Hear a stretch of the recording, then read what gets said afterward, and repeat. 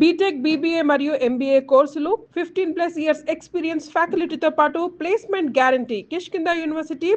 నమస్కారం, welcome to Suman TV. నేను గీతాంజలి. ఇవాళ మనతో పాటు ఉన్న అతిథి శ్రీ విద్యాపీఠం వ్యవస్థాపకులు, గత 45 సంవత్సరాలుగా శ్రీ విద్య ఉపాసనతోటి ఎంతో మందికి మంత్రోపదేశాన్ని చేసిన శ్రీ గురు కరుణామయ్య గారు ఉన్నారు.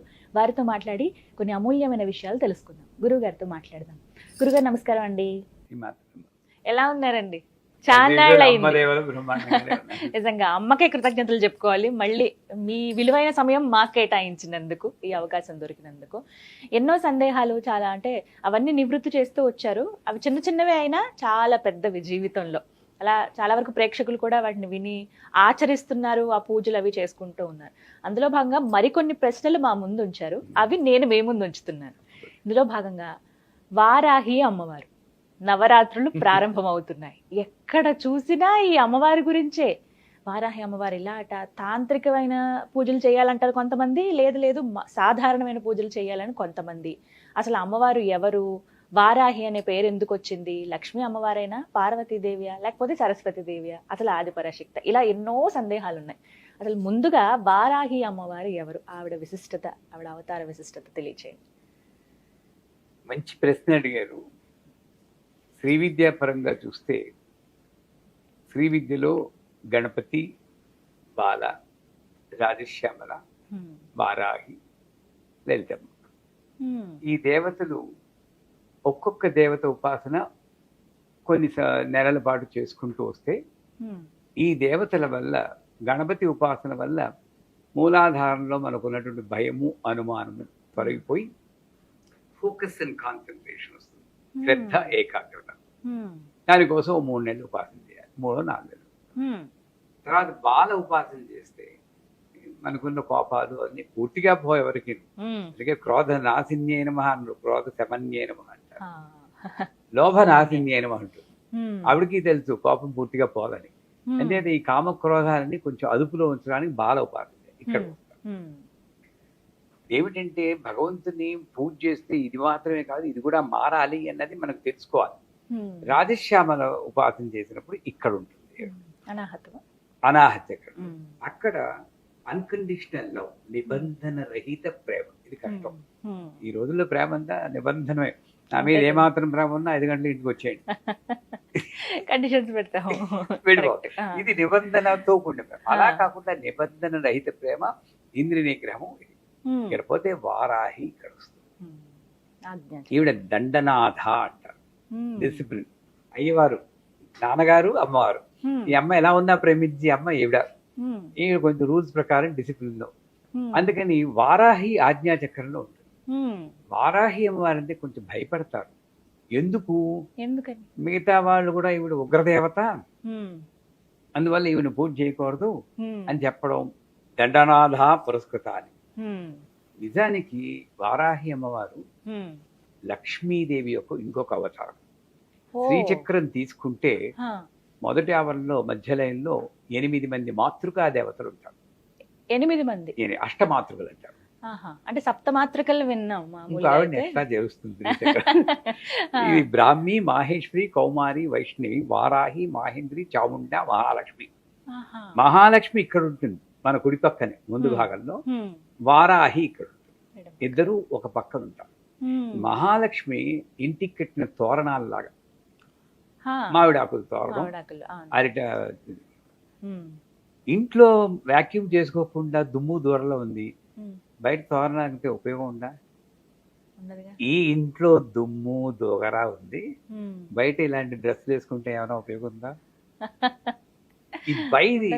ఈ మంగళకరం మహాలక్ష్మి. అయితే వారాహి ఆవిడ ఫేస్ కూడా బోర్ ఫేస్ అంటారు ఇంగ్లీష్. దానికి ఒక కొమ్ము ఉంటుంది. ఆవిడ కొమ్ముతో లోపలికి తిరిగి ఒక పొక్లైన్ లాగా లోపల చెత్త అంతా తీస్తుంది. ఎక్కడ బయట కాదు, ఇక్కడే ఉంది. రాక్షసులందరూ ఇక్కడే ఉన్నారు, మనం బయట ఉన్నారు కూడా.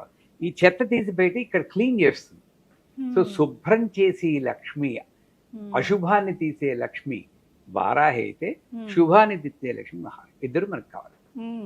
వాక్యూమ్ క్లీనరు కావాలి, మామిడి ఆకులు కావాలి. ఇలా ఆనందం క్షమించాలి. వాక్యూమ్ క్లీనరే వారాహి. మన ఇల్లు శుభ్రం చేస్తుంది ఇల్లు.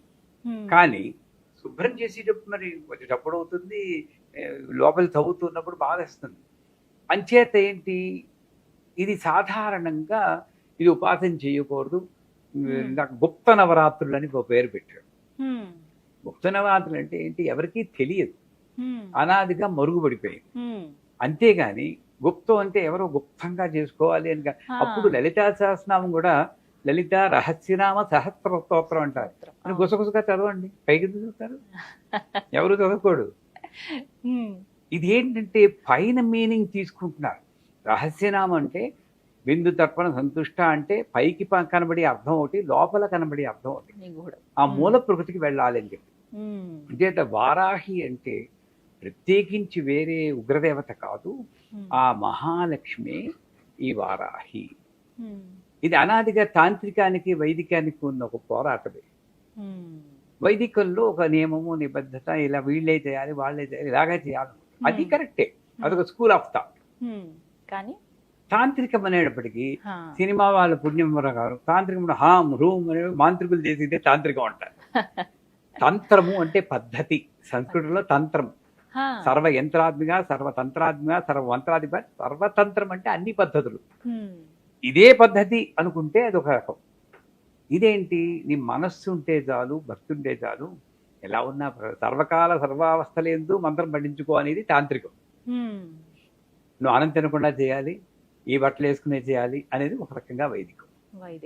అంటే సెల్ఫ్ స్వతంత్ర పరతంత్ర విధానం అంటుంది తాంత్రికం. అంటే నీ డిసిప్లిన్ నువ్వే పెట్టుకుంటావు. నాకు డిసిప్లిన్ లేదని కాదు, డిసిప్లిన్ ఉంటుంది, కానీ నాకు మంత్రం గుర్తొచ్చింది నేను అన్నప్పుడు నేను చదువుతా. ఈ డ్రెస్ ఎలా ఉంది, నేను పాటించాను, అన్నం తిన్నానా పట్టించుకోను. ఆ రకంగా చూస్తే వారాహి తాంత్రికంగా ఎక్కువ పోయింది.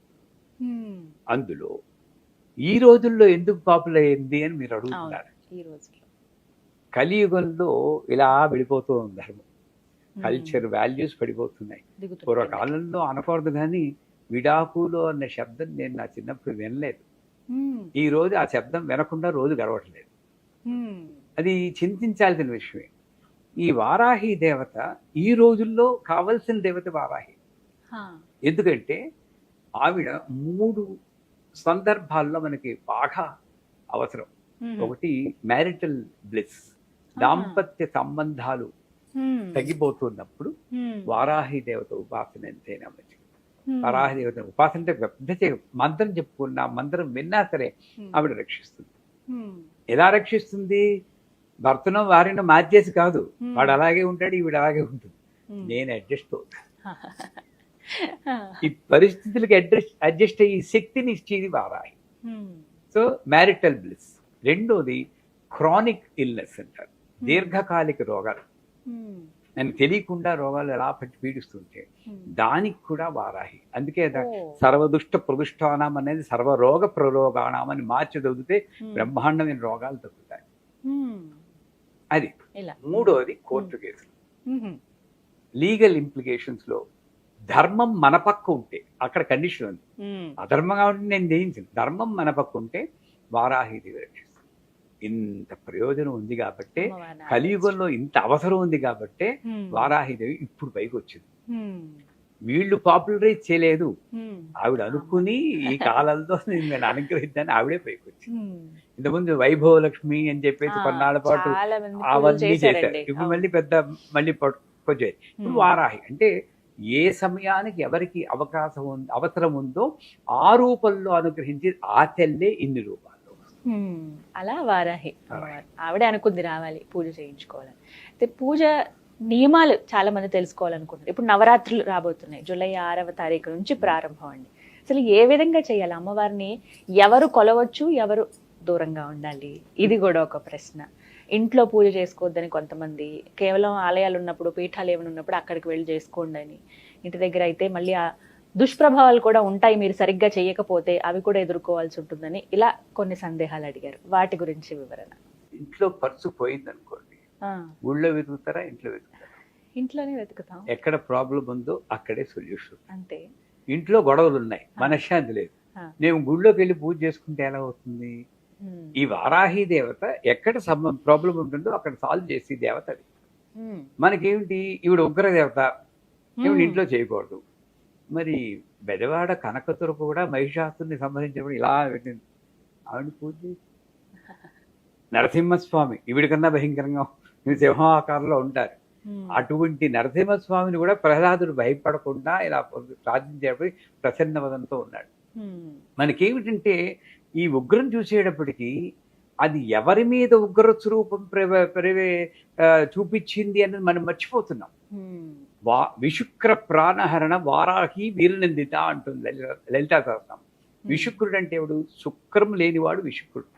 అంటే ఈ మలినాలతో నిండి చైతన్యం లేకుండా ఎప్పుడు అరుస్తూ కోపడుతూ తామసిక శక్తితో ఉండి చైతన్యం లేకుండా ఉన్న వాళ్ళకి వాళ్ళలో ఉన్న తామస శక్తిని దునుమాడడానికి సంహరించడానికి అవతారం వచ్చింది. తప్పదు. దొంగాడిని వెళ్ళిన ఆయన అంటే ఊరుకుంటే పోతావా పోవా అనాలి. పోతావా పోవా అన్నంత మాత్రం ఈవిడ ఉగ్రరేపు దేవత కాదు కదా. అంచేత ఈవిడలో ఉగ్రం దేని మీద అంటే మనలో ఉన్న కోపం మీద, మనలో ఉన్న ఈర్ష్య మీద, అసూయ మీద ఉగ్రం కావాల్సింది. అంచేత కేవలము ఉగ్ర స్వరూపం కాబట్టి ఇంట్లో పూజ చేసుకో. శనీశ్వరుడు దీపం కూడా ఇంట్లో వెలిగించకూడదు అంటాడు. అదేలో గుళ్ళో వెలిగించాలి. ఇవన్నీ ఒక మిస్నోమర్స్ అనే నా దృష్టిలో. ఎందుకంటే వారాహి ఉపాసన నేను రోజు మేము చేస్తాం, మా శిష్యులు అందరూ చేస్తారు. వాళ్ళందరూ బాగానే ఉన్నారే. నువ్వు పూజ చేసినా చేయకపోయినా జరుగుతూనే ఉంటుంది. దీనికి దానికి లింకులు పెట్టేస్తూ ఉంటాం. గమనించాలంటే ఆషాఢ మాసం శూన్యమాసం, పెళ్లిళ్ళు చేయరు. అవునా కదా? ఏ పండుగలు పెద్ద ఉత్సవాలు ఏముండవు. ఇక్కడ శూన్యంగా ఉన్నప్పుడు వచ్చేదే ఆ వారాహి. అక్కడ కూడా మనకి పండుగలు ఎక్కువ ఉండదు. శ్రావణ మాసం వస్తేనే అప్పుడు కళకళలాడుతూ మళ్ళీ వినాయక చవితి ఇవన్నీ వస్తాయి. వరలక్ష్మి వ్రతాలు, వినాయక చవితి, తర్వాత దసరాలు. ఈ శూన్యంగా ఏ భక్తి ఏమీ లేకుండా ఉన్నప్పుడు మైండ్ అటు ఇటు వెళ్ళడానికి ఛాన్స్ ఉంది. అందుకని శూన్యమాసంలో ఉన్న నన్ను ఉద్ధరించడానికి వచ్చినటువంటి లక్ష్మీదేవే వారాహి. అందుకని ఆషాఢంలో వస్తుంది. ఆషాఢ శుద్ధ పాడ్యం నుండి ఆషాఢ శుద్ధ నవం వరకు ఈవిడ్ని ఉపాసన చేయడానికి చాలా మంత్రాలు ఉన్నాయి. ఆ మంత్రాల పేర్లు విని కూడా మన వాడు భయపడిపోతుంటారు. ఉంటాయి మరి. బృహద్వారాహి, లఘువారాహి, కిరాత వారాహి, ధూమ్ర వారాహి, స్వప్న వారాహి అని. కిరాత వారాహి, ధూమ్ర అమ్మమ్మో అనుకుంటాం. వాటి జోలికి మనం వెళ్ళద్దు. లఘువారాహి ఉంది కదా, ఐం గ్లౌం వారాహ్యే నమః, ఇది లఘువారాహి. ఇది అందరూ అంటారు ఎవరు మంత్రాలు ఇలాంటి పైకి చెప్పకూడదని. అసలు అకారాది క్షకారాంత మాతృకావర్ణ స్వరూపిణి వైఖిరి వాక్ స్వరూపాయనవ అని లలితా సహస్రనామంలోను, త్రిశతిలోను అన్నిట్లోనూ చెప్తుంది. మీరు ఏం మాట్లాడినా ఆ నుండి క్ష వరకు అది మంత్రమే ఉంటుంది. మంత్రం బయటికి చెప్పకూడదు, మాట్లాడకుండా వస్తుంది నిజానికి. అంచేత ఈ వారాహి దేవతని ఈ 9 రోజుల్లోనూ 16 ఉపచారాలు పూజ చేసి, లేదు నాకు రాదు 5 ఉపచారాలు గంధ పుష్ప ధూప దీప నైవేద్యం, ఐం గ్లౌం వారాహ్యే నమః, ఐం గ్లౌం వారాహ్యే నమః అనుకుంటూ చేసి వారాహి అష్టోత్తరం ఉంది. ఆ అష్టోత్తరంతో పూజ చేసి ఈవిడికి నైవేద్యం. ఇక్కడ కూడా ఏమిటంటే ఆవిడికి అదంటే ఇష్టం, ఈవిడికి ఇదంటే ఇష్టం. మనకున్నట్లే ఇష్టాలు పెట్టేందుకు తృప్తి పడిపోతూ ఉంటాం. ఇక్కడ ఆవిడికి ప్రీతి లేదు, అప్రీతి లేదు, ధర్మము లేదు, అధర్మం లేదు. వీటికన్నిటికీ అతీతం, రూపాతీత, గుణాతీత, నామాతీత, తత్వాతీత, అతీతమైన భగవంతుని పట్టుకొని ఆవిడికి ఇదంటే ఇష్టం అంటే. కానీ ఇక్కడ రక్తవర్ణ మాంసనిష్ట గుడాన్న ప్రీతమానస అని లలితా సహస్రం. మాంసనిష్ట అంటే మాంసం అంటే ఆవిడికి ఇష్టం అని. మాంసం అంటే చికెన్ మటను కాదు. నాలో ఉన్నటువంటి అహంకారమే నాకు ఒక రూపం కలిగిస్తూ ఉంటుంది. ఈ మాంసమే ఇది అహంకారం. నేను పురుషుణ్ణి అని అహంకారం, నేను ఫలానా అని అహంకారం. ఇవన్నీ ఒక రూపం కలిగి. న్యాయంగా ఇవన్నీ తీసేయండి. అందరిలో ఈ మాంసాన్ని తీసేస్తే అస్థి పంజరమే. అవునా కదా? అన్ని ఒకలాగే ఉన్నాయి. ఐడెంటిటీ కలిగించేది మాంసం. ఈ ఐడెంటిటీ అన్న అహంకారాన్ని తీసేస్తుంది కాబట్టి ఆవిడ మాంసం ఇష్టం అన్నాడు. కానీ ఆవిడకి ఇష్టం కదా, నేను మాంసం పెట్టలేను కదా. మాంసానికి ప్రతీకగా మినపగారెలు పెడతారు. పెట్టి మళ్ళీ ఉగ్రదేవత కదా, ఎందుకంటే ఒక తేనె చూపు వేస్తాం. తేనెలో ముంచెల్లిన గారెలు ఆవిడకి నైవేద్యం పెట్టి లేదా ఆవిడ కోపం ఉగ్రం, మన కోపం మీద ఆవిడ కోపం చూపించాలి కాబట్టి ఎరుపు రంగు అంటే ఆవిడకి ఆవాహన ఎక్కువగా అవుతుంది కాబట్టి దానిమ్మ గింజలు నైవేద్యం పెడతారు. ఈ దానిమ్మ గింజలు కానీ మినపగారులు కానీ తేనెలో ముందు కానీ నైవేద్యం పెట్టి యథావిధి పూజించి ఈ 9 రోజుల్లోనూ సువాసిని పూజ అని చెప్పి మీకు తెలియదు, అందరూ సుహాసిని పూజ అంటారు. తెలియకూడదు. సుహాసిని అంటే కమల్ హాసన్ వాళ్ళ అన్నగారు కూతురు, షారుఖ్ హాసన్ కూతురు. అందరూ తెలియకుండా సుహాసిని పూజ అంటారు. ఇది సువాసిని పూజ. ఆ సువాసిని అంటే అక్కడ కూడా మిస్నోవర్, కాస్త అందంగా ఇలా పట్టుచీరలు కట్టుకుంటే వాళ్లే సువాసిని అనుకుంటారు. ఈ ఆకారంతో కాకుండా సువాసన అంటే మంచి కర్మలు మంచి ఆలోచనలో ఉన్న ప్రతి వాళ్ళు సువాసనే. అది పూర్వ సువాసన ఇప్పుడు సువాసన కూడా పట్టించుకోకూడదు న్యాయంగా. కానీ సువాసిని అంటే ఇది అనకుండా ఆ నియమాన్ని దాటుకుని, ఈ అడ్డుని దాటుకుని మంచి ఆలోచనలో ఉన్న వాళ్ళని పిలిచి ఇంకే ఆలోచన లేకుండా ఆ కాళ్ళకి పసుపు రాస్తుంటే చూస్తూ ఉంటాం కదా మన ఇళ్లలో. ఈ శ్రావణ మాసం వస్తుంది, బుట్టల్లో బత్తాయిలన్నీ పట్టుకుని మెట్లు ఎక్కుతూ పోతూ ఉంటారు. అన్నీ బాగుంటాయి కానీ వాళ్ళ జీవితాల్లో మార్పు రాదు. ఎందుకు? అక్కడికి వెళ్ళి కాళ్ళకి పసుపు రాస్తూ మీ అబ్బాయి పెరుగుందమ్మా, లేదు తల్లి ఏం చేస్తాం, ఇలా కబుర్లు చెప్పుకుంటూ చేసి సువాసిని పూజ ఎలా సువాసిని అదే సువాసిని పూజ చేసినప్పుడు ఆవిడ్ని మాట్లాడకుండా కూర్చోమనాలి. అమ్మ కళ్ళు మూసుకుని కూర్చొని అమ్మవారిలా కూర్చోడు తల్లి అని జపం చేసుకోండి. నేను కూడా ఇంకొక ఇతరమైన విషయాలు మాట్లాడకుండా ఆ పాదాలకి పసుపు రాసి చక్కగా బొట్టు పెట్టి ఆవిడ పీకేయకుండా ఆ పువ్వులేవో ఒళ్ళో పెట్టి ఆ సువాసినికి యథాశక్తి మన శక్తి కొలిది పూజ చేసి చీరవ జాకెట్ ఏదో ఇచ్చి చేయడం. చేశాక 3వ నియమం ఏంటంటే వారాహి తర్పణాలు ఉన్నాయి. ఇక్కడ తర్పణం అనగానే పోయిన వాళ్ళే మనకు గుర్తు, అవునా కదా? తర్పణం అంటే వాడికి. కానీ తర్పణం అంటే దేవతర్పణం, ఋషి తర్పణం, పితృతర్పణం అని 3 తర్పణాలు. తర్పణం అనేది ఇది తర్పణం అంటే, తర్పణం అంటే నా ఆనందాన్ని కృతజ్ఞతని తెలుపుకోవడానికి చేసే ప్రక్రియని తర్పణం అంటారు. పితృతర్పణాలు కూడా తాతగారు చాలా థ్యాంక్స్ అండి, మా నాన్నగారు అమ్మగారిని ఇచ్చారు, మంచి జీవితాన్ని ఇచ్చారు, థ్యాంక్ యూ వెరీ మచ్. పితృతర్పణం. దేవుడా థ్యాంక్స్, దేవతర్పణం. గురువా థ్యాంక్స్. ఈ కృతజ్ఞతాపూర్వకంగా ఇది తర్పణం. అంచేత వారాహి దేవత కూడా శూన్యమాసంలో వచ్చేవాడికి అమ్మా నా జీవితాన్ని రక్షిస్తూ ఉండు తల్లి, థ్యాంక్ యూ వెరీ మచ్ అనుకుంటూ పంచామృతాలు. పంచామృతాలు అంటే ఏమిటి మీకు తెలుసు, పాలు, పెరుగు, నెయ్యి, తేనె, పంచదార ఇవన్నీ కలిపి, అది కూడా మన వాళ్ళు ఏం చేస్తారు, అన్ని ఇంత చేసి చక్కగా చికటగా చేసి ఎక్కి అవి మేమీ పోస్తే ఎలా ఉంటుంది మీకు అసలు, అయితే నెయ్యి తేనె ఒకటి ఇంత కలిపి పెరుగుని చేత అక్కడ కూడా పాలు ఎక్కువ పోసి ఈ పెరుగు నెయ్యి లాంటి కొంచెం తక్కువ దాంతో ఇలా పెట్టి తర్పణం. ఐంగ్లం వారాహీనమ తర్పయానం, ఐంగ్లం వారాహీనమ తర్పయానం. దీనికి దీక్ష అక్కర్లేదు, భయపడక్కర్లేదు.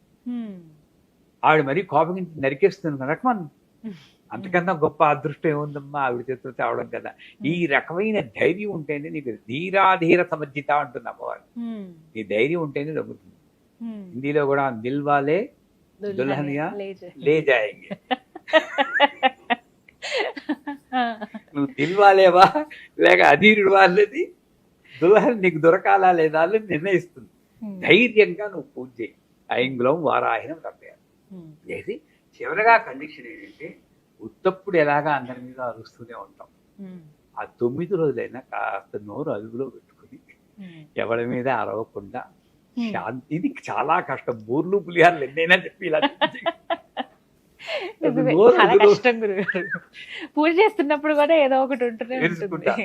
కనీసం 9 రోజులు పూజ మన నోరు అదుపులో ఉంటుంది. ఎవరిని అరవకుండా మీలాగా మంగళకరంగా అలంకరించుకుని మంగళకరమైన ఆలోచనలతో మంగళకరమైన వాక్కుతో మంగళకరంగా నవరాత్రులు గడిపితే తప్పకుండా ఆ మహాలక్ష్మి వారాహి రూపంలో మన సంసారాల్ని రక్షిస్తుంది. అందులో సందేహం లేదు. చక్కగా వివరించారు. అయితే ఇంకా కొన్ని సందేహాలు ఉన్నాయి. ఇందులో ఏమిటంటే, ఏ సమయంలో అమ్మవారికి పూజ చేయాలి? అమ్మవారు గుప్త దేవత కదా, సాయంత్రం వేళ అంటే చీకటి పడినప్పుడు వారాహి అమ్మవారికి పూజిస్తే చాలా మంచిది అంటూ ఉంటారు, ఎంతవరకు నిజమండి? కరెక్ట్. ఆ రకంగా వారాహి దేవతల చండి, కాళి ఇవన్నీ కూడా సాయం సమయంలో చేస్తే, ఇందాక చెప్పిన శూన్యమాసం ఎప్పుడు నీకు లైట్ కావాలి, చీకటి ఉన్నప్పుడు. పొగలు బ్యాటరీ లైట్ వేసుకుంటే పిచ్చాడంటారు. అంచేత రాత్రి చీకటి అంటే నాకు సరైన ఆలోచన తప్పనప్పుడే నాకు అమ్మవారి యొక్క సాయం కావాలి. ఆ రకంగా నాలో చెడు ఆలోచనలు రావడానికి ఆస్కారం ఉన్నటువంటి సంధ్యా సమయంలో వారాహి దేవతని పూజ చేస్తే మంచిది. వీళ్ళెవరిలో కొంతమంది ఇంకో చూసారా, వార్తాళి ప్రయోగం రాత్రి పొగలు చేయకూడదన్నారు, అంతేతే మీరు చేయకూడదు అని కొంతమంది వాదిస్తూ వారాహిని పూజ చేయకూడదు, మీరు మామూలుగా చేస్తే చాలంటారు. అక్కడ ప్రయోగం వేరు, పూజ వేరు.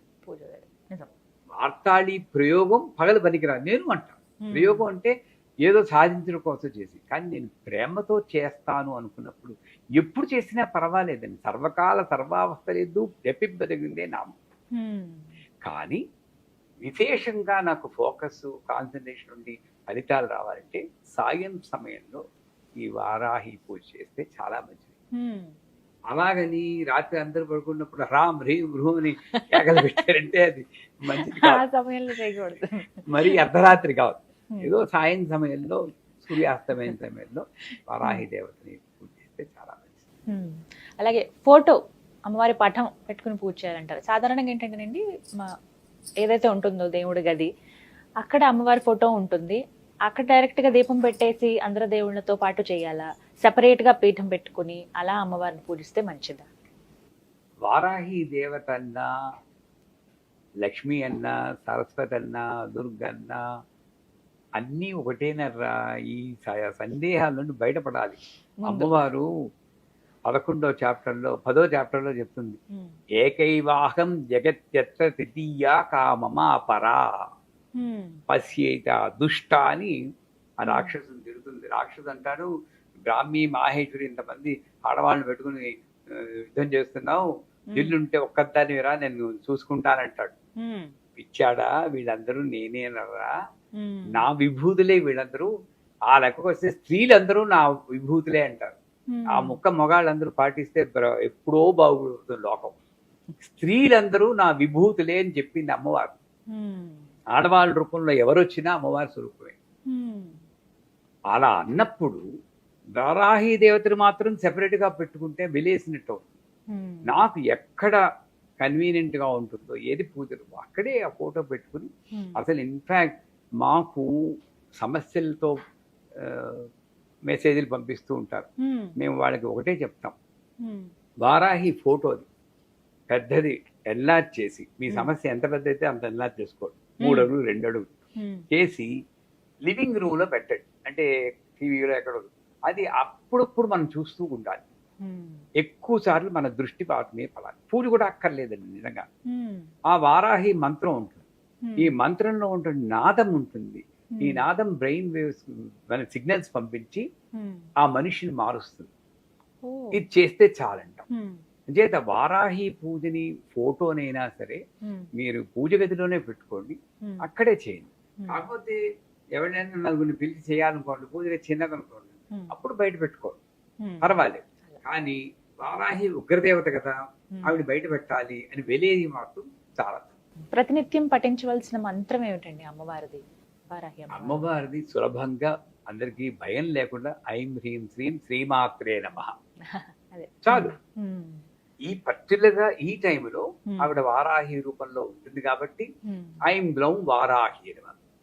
అదే దేవత భాద్రపద మాసంలో గణపతిగా వస్తుంది కాబట్టి గణపతి కూడా ఆవిడే. అందుకే కుంభకోణం వెళ్తే గణేశ్వరి అనే దేవత ఉంది. వినాయకుడే ఆడ రూపంలో ఉంటారు అక్కడ, మీరు చూసారు. ఆవిడ గణేశ్వరి అంటారు. అక్కడ ఆవిడే కాబట్టి గం గణపతయే నమః అని అప్పుడు పూజ చేస్తుంది. నువ్వు ఏ రూపంలో వస్తే ఆ రూపానికి సంబంధించిన మంత్రం చెప్పి ఆ టైంలో పూజ చేస్తారు. లేదు అసలు ఈ గొడవంతా మనకెందుకు, శ్రీమాత్రే నమః అనే సింపుల్ మంత్రం అయితే ఈ భయం పడక్కర్లేదు. అమ్మా తల్లి నన్ను రక్షించు అని ఆ మంత్రంతో అన్ని పూజలు చేసుకుంటాం. ముఖ్యంగా గుర్తుపెట్టుకోవాల్సిన ఏమిటండి వారాహి అమ్మవారి పూజలో? ముఖ్యంగా గుర్తుపెట్టుకోవాల్సింది చెప్పేది, భయం లేకుండా పూజ చేయడం. రాహ్ అంటే చీకటి, చీకట్లో వా అంటే అభయము, అమృతము, అభయ వరద అంటారు. నా చీకట్లో నన్ను రక్షించి తల్లి ఈవిడే అని నేను గుర్తుంచుకుంటూ ఉంటాను. నెంబర్ 1. నెంబర్ 2, వారాహి ఆజ్ఞాచక్రంలో ఉంది కాబట్టి నా ఆలోచనల్ని నియమబద్ధంగా వెళ్ళేటట్టు చేసి లక్ష్మీదేవి ఆ వారాహి. ఈ వారాహిదేవి ఇప్పుడు శ్యామాదేవి ఉపాసన చేస్తున్నప్పుడు కొన్ని నియమాలు పెట్టారు. ఆ నియమాలు అంటే ఏమిటి? మనల్ని మార్చడం కోసమే. కృష్ణుడు నలుపు, శ్యామ నలుపు అని చెప్పి నల్ల పిల్లాని గేలి చేయకూడదు అంటారు. ఉత్తప్పుడు వీడు నల్ల పిల్లాని గేలి చేయకరా అంటే వీడు విండు. నువ్వు శ్యామ ఉపాసన చేస్తున్నావు వాడిని నల్ల పిల్ల అనుకురా అంటే అమ్మో శ్యామ ఉపాసన కాబట్టి ఎలాగో ఒకలా వాడిని మార్చడం కొద్దిగా. అసలు ఎప్పుడు కూడా ఎవరిని గేలి చేయకూడదు. అలాగా శ్యామ అన్నప్పుడు ఇలా గేలి చేయకూడదు. అలాగే వారాహి ఉన్నప్పుడు సాధ్యమైనంత వరకు మన కోపాన్ని వారాహి దేవతతో అదుపులో ఉంచుకోవాలి. అయితే వారాహి ఉపాసన చేస్తూ నేను అందరి మీద కోపాన్ని ప్రదర్శిస్తాను అంటే అది అంత మంచిది కాదు. కోపాన్ని అదుపులో ఉంచుకోవాలి. ఆ అదుపులో ఉంచుకోవడానికి ఈ మంత్రం పనిచేస్తుంది. ఏ మంత్రం? ఐం గ్లౌం వారాహ్యే నమః. గ్లౌం అనేది గకార లకారం అంటే గ అంటే గణపతి, ల అంటే లక్ష్మీదేవి యొక్క సౌభాగ్యం. అంటే స్థిరమైనటువంటి సౌభాగ్యం ఏమిటి? మీకు నాకును స్థిరమైన సౌభాగ్యం. గ్లౌం అనగానే శాంతం వస్తుంది. ఐం అంటే జ్ఞానం, జ్ఞానంతో కూడిన శాంతమే వారాహి. ఆ వారాహి దేవత ఉపాసన ఇది గుర్తుంచుకుంటూ మనం చేస్తే పూజ చేసేంత ఫలితం ఉంటుందా? ఇలా మంత్రం ఒక్కటే ఉచ్చరిస్తే ఎన్నిసార్లు స్మరించుకోవాలి? అలా అసలు లెక్క లేదమ్మా మంత్రానికి. ఇప్పుడు ఇలా ఆఫీస్ లో ఉన్నప్పుడు, ఖాళీగా కూర్చున్నప్పుడు, ఎప్పుడైనా ఏమండి, ఒకటి ప్రాణ ప్రయాణ సమయే నారాయణ శబ్ద మాత్రమే పునర్జన్మ నశ్యతి అంటే ఏమిటి? ప్రాణం వెళ్ళిపోయాడు నారాయణ అంటే చాలు, ఇంకో జన్మ లేదంటుంది. మనం ఏదో నమ్మకంతో బతుకుతున్నాం అంతే కదా. మనం పుట్టగానే ఈయనే మీ నాన్నగారు అని చెప్తుంది అమ్మ. నాన్నగారిని నేను చూడలేదు, అమ్మే నాకు తెలుసు. మళ్ళీ డిఎన్ఏ శాంపుల్ నాన్నగారిని ఎలా ప్రూఫ్ ఏమిటి నేను అడగలేదే, నమ్మేను కదా. నమ్మకంతో నేను జీవితాన్ని స్టార్ట్ చేశాను. నమ్మకంతో వెళ్ళినప్పుడు సర్వకాల సర్వావస్థలందు జపింపదగితే. ఎందుకంటే ఎప్పుడు పోతుందో ఈ జీవితం తెలియదు ఎవరికి. చాలా మంది, ఒక ఆయన ఎవరు బాత్రూమ్ లోనే వెళ్ళిపోయిన సినిమా యాక్టర్ కూడా మనం విన్నాం. అది విన్నప్పుడైనా సరే ఎందుకు అలాంటి న్యూస్లు వస్తుంటాయంటే అప్పటికైనా గుర్తు తెచ్చుకోవాలా, ఎప్పుడు పోతావో నీకు తెలీదు. అందుకే స్నానం చేస్తూ కూడా ఓం నమో భగవతే వాసుదేవాయ అనుకుంటూ స్నానం చేయమంటాను నేను. ఏమో ఇలా పెట్టు ఆగిపోతే లాస్ట్ మంత్రం వాసుదేవ మంత్రం. అంటే ఇన్నిసార్లు పెట్టుకోకుండా, అది యాంటీబయాటిక్ అనుకుంటే ఇన్ని డోసులు ఇన్ని రోజులు, ఇది యాంటీబయాటిక్ కాదు. ఎప్పటికీ కావాల్సిన మంది. అదేత నియమం అంటూ పెట్టుకొని ఇన్నిసార్లు అన్నిసార్లు అని కౌంట్ మీద కాకుండా, నాకు మీటింగ్ కి మీకు షూటింగ్ కి మధ్యలో గ్యాప్ దొరికితే మంత్రం చెప్పుకోండి, బ్రహ్మాండంగా ఉంటుంది. నన్ను నేనే మెసప్ చేసుకుంటున్నాను. ఈ టైంలోనే నేను మంత్రం చెప్పాలి, ఈ టైంలోనే పూజ చేయాలి అని. ఎప్పుడైనా సరే సౌందర్య లహరి చదివితే మనకు అర్థం అవుతుంది. ఎప్పుడైనా సరే నాకు ఇంత గ్యాప్ దొరికితే ఆ మంత్రం చెప్పాలి, తప్పే. ఇలా తల్లిని ప్రసన్నం చేసుకోవచ్చు. చాలా చక్కగా వివరించారు గురుగారు. నమస్కారం అండి.